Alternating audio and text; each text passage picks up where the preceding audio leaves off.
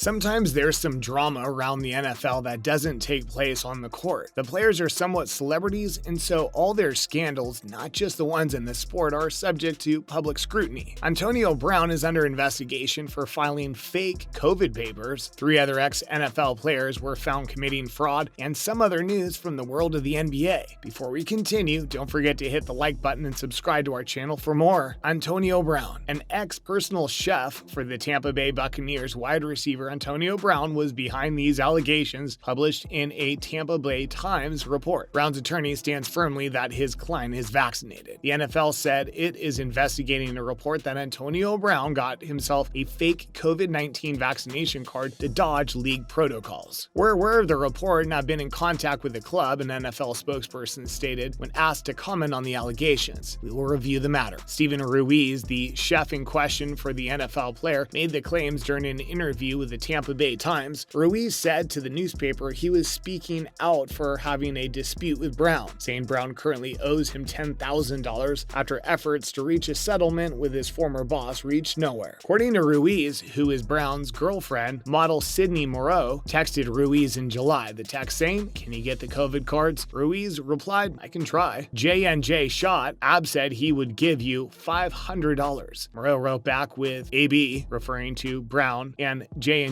being of reference to a vaccine card showing legitimate proof of the Johnson & Johnson vaccine. A screenshot of this shady exchange was shared with the newspaper. In the end, Ruiz was unable to get the forged cards. Some weeks later, Brown allegedly showed him false vaccination cards that he said he bought for himself and his girlfriend. Ruiz said to The Times the cards were lying there on Brown's dining table mere days before the start of the Buccaneers training camp. He gave more details. Fake vaccination cards. That same night, Alex Guerrero, a personal trainer, showed up at Brown's home to help him recover from a knee surgery, and he snapped a photo of Brown's vaccination card. Took the photo as an effort to help the team keep tabs on a list of vaccinated players. Ruiz said he thought Guerrero didn't know the card was fake, newspaper reported. Efforts to reach Moreau failed at the time, but she told The Times that she didn't know Ruiz. Brown's attorney, Sean Burstein, said in a statement that his client is vaccinated. Mr. Brown confirmed to me that he was vaccinated, and if a booster eventually becomes advisable, he'll be happy to air it live on TV. He promised he's happy to turn this into an opportunity to advocate for the safety of vaccines. Finds a bit of confusing that the source of this story would admit to attempting to procure and resell fake vaccination cards. The NFL claimed that teams are going to be responsible for checking personal and player vaccination status. Any effort by team personnel or players to employ a fake card would be taken into review under the personal conduct policy and may subject the doers to discipline. It's also a federal crime to use a fake COVID-19 card because the process involves falsifying the government seal that appears on the cards, and obviously is illegal. The Buccaneers said in a statement shortly after the report that all team players had given in completed vaccine cards. After an extensive educational process conducted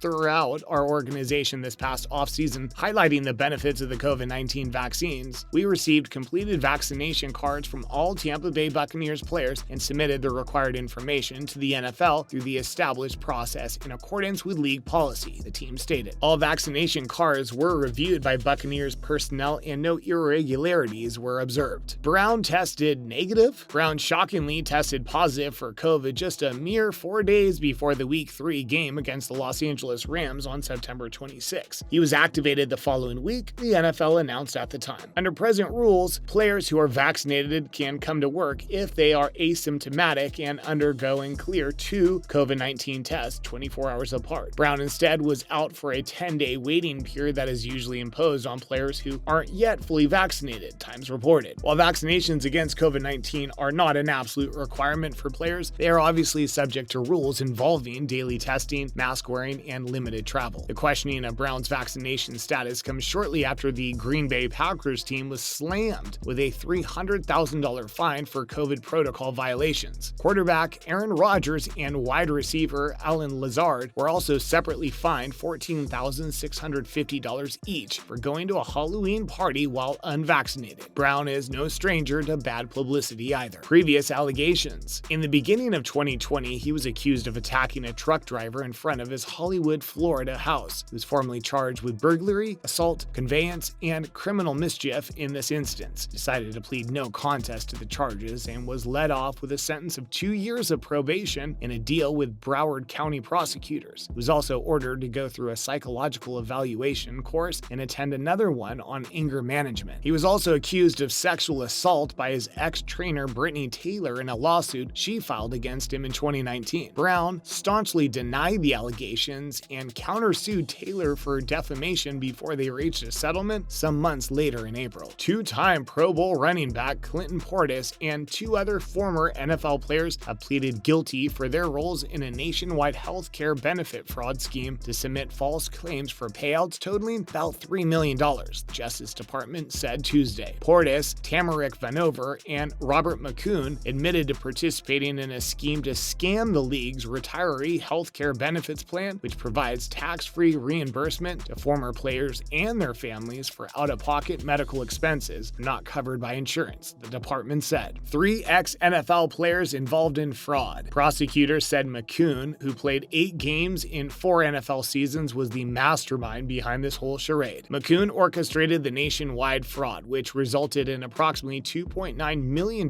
in false and fraudulent claims being submitted to the plan, and the plan paying out approximately $2.5 million on those claims between June 2017 and April 2018, Justice Department stated. For now, 15 former players have pleaded guilty to charges related to the scheme filed against them, prosecutors revealed. McCoon, 40, pleaded guilty to numerous charges on August 24th. The ex-linebacker, who was on the rosters of several states, including Baltimore, Miami, and Washington, will be sentenced soon. The time. McCoon could be looking at a maximum penalty of 20 years in prison over conspiracy to commit wire fraud and healthcare fraud. 10 years for every count of healthcare fraud, 20 years for every count of wire fraud, 2 years for each count of aggravated identity theft. Portis, 40, and Vanover, 47, followed in his steps by also choosing to plead guilty to conspiracy to commit healthcare fraud and compensated to repay the whole restitution to the health plan. Portis, who allegedly made over $43.1 million